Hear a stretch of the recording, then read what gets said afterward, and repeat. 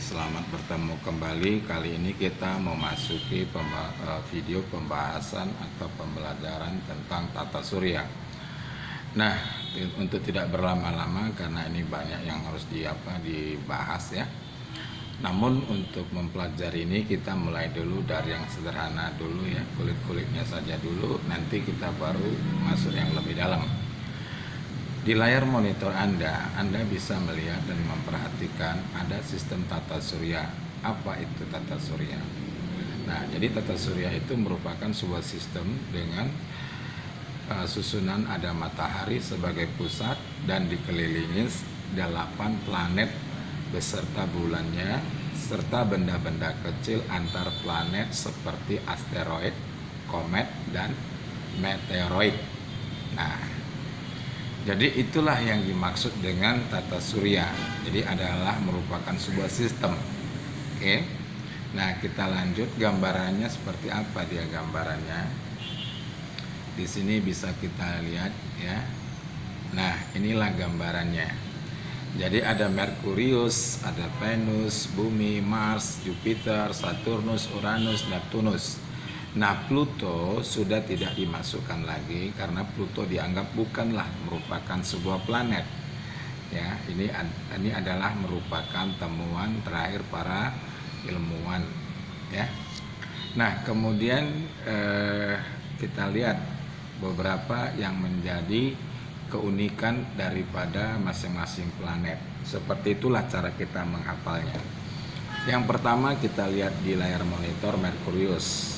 Nah, secara secara real bisa kita lihat kalau Merkurius itu merupakan planet yang terdekat dengan matahari. Itulah Merkurius. Sebagai konsekuensi atau akibat kedekatan matahari dengan Merkurius ini tadi, maka otomatis planet Merkurius merupakan planet yang terpanas. Oleh karena itu tidak heran suhu permukaannya bisa mencapai di siang harinya 427 derajat Celcius. Nah, kebalikannya tengah malam bisa menjadi minus 173 derajat Celcius. Oke. Nah, itu bisa saya katakan salah satu cara kita untuk menghafal tentang keistimewaan dari planet Merkurius ini sendiri tadi ya. Nah, selanjutnya ya, ini secara umum ya, semua planet pasti mengandung yang namanya ada besi, nikel ya, dan seterusnya itu. Nah, yang kedua, sekarang kita masuk planet Venus. Nah, Venus ya, ini planet kedua terdekat terhadap matahari. Namun yang perlu kita hafal atau kita pelajarin adalah keunikannya. Seperti yang nampak di layar monitor, itu adalah arah rotasinya ya, yang berlawanan dengan planet-planet lain. Nah, seperti apa rupanya? Planet-planet itu ya, kebanyakan, ingat ya, kebanyakan arah rotasinya itu searah dengan jarum jam, atau dengan kata lain dari kiri ke kanan. Lalu arah rotasi dari planet Venus ini berbeda. Dia malah berlawanan arah jarum jam, sehingga dari kanan ke kiri ya. Seperti itulah keesaan Sang Pencipta ya. Otomatis itu nanti ada manfaatnya. Nah, kemudian apa keunikan lain atau keunggulan lain dari planet Venus ini tadi? Nah, planet Venus ini ditutupi oleh awan karbon dioksida yang tebal ya. Awan ini memerangkap energi matahari yang mengenainya sehingga terjadi efek rumah kaca. Nah, oleh karena itulah maka dia memiliki keunggulan atau keunikan yang kita manusia bisa melihatnya setiap saat ya. Sehingga tidak heran kalau dia dijuluki sebagai planet Venus ya, karena sering disebut dengan bintang kejora. Oke, itu maksudnya. Jadi planet Venus itu sering disebut dengan bintang kejora. Kenapa? Ketika senja datang, dia masih kelihatan. Kemudian ketika fajar mulai kelihatan, ya dia tetap ada di sana. Itu tidak lain dan tidak bukan karena atmosfer dari planet Venus itu memerangkap sinar matahari tadi, jadi nggak langsung dibuang, sehingga tetap dia berpijar seolah-olah dia merupakan sebuah bintang.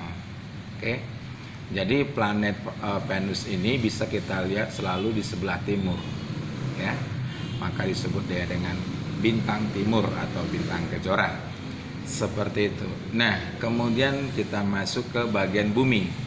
Bumi merupakan satu-satunya planet yang memiliki kehidupan. Sampai sejauh ini masih dia. Memang banyak penelitian yang mengatakan ada tempat yang memberikan tanda-tanda kehidupan. Secara nalar manusia yang normal saja, kalau disebutkan sebagai tanda-tanda kehidupan ya sah-sah saja. Namun kehidupan seperti apa belum ada yang ditemukan. Oke? Nah, kita lanjut ke planet Mars. Ya, kita lanjut ke planet Mars. Nah, planet Mars ini menjadi planet yang terdekat dengan bumi. Ya.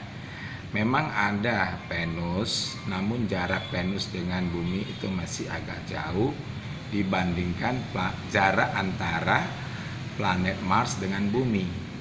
Ya, sedikit ada selisih jaraknya. Oke, itu saja untuk planet Mars. Oh ya, masih ada ya. Ada. Ini planet Mars ini sering juga disebut dengan planet merah. Ya, planet merah. Oke, tentang adanya gunung Olympus Mons yang setinggi 24 km itu nanti bisa dijadikan sebagai bahan tambahan. Tetapi kita mempelajari tata surya kali ini, kita mempelajarinya secara global melalui keunikan, keunggulan atau spesifikasi yang dapat dan mudah untuk kita nalar. Oke, nah kita masuk Jupiter. Jupiter merupakan planet terbesar. Dari yang saat ini jumlah planet ada 8, Jupiterlah planet yang terbesar. Nah, mengenai diameternya 142.984 km, ya itu tinggal kemampuan kita saja menghafal angkanya.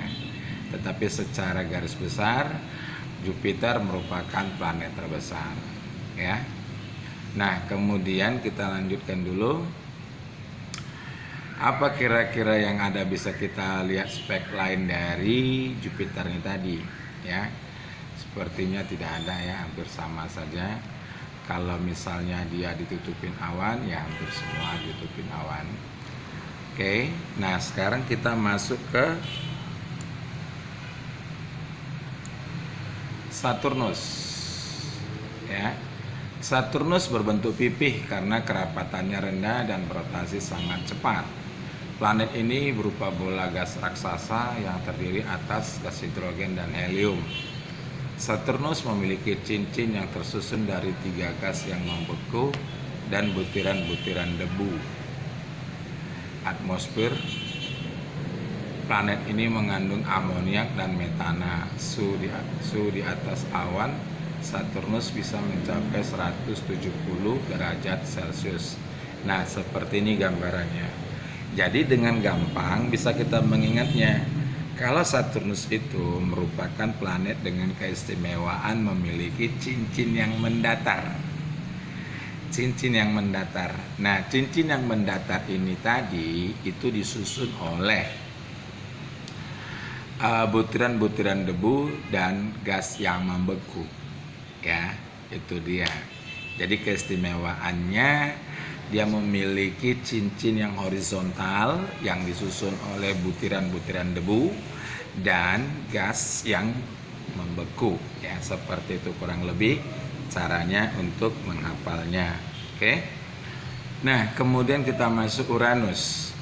Nah, Uranus ya ini bisa kita katakan hampir sama dengan Venus. Dia juga ini memiliki memiliki memiliki arah yang berlawanan dengan planet-planet lain. Oke, itu dia. Kemudian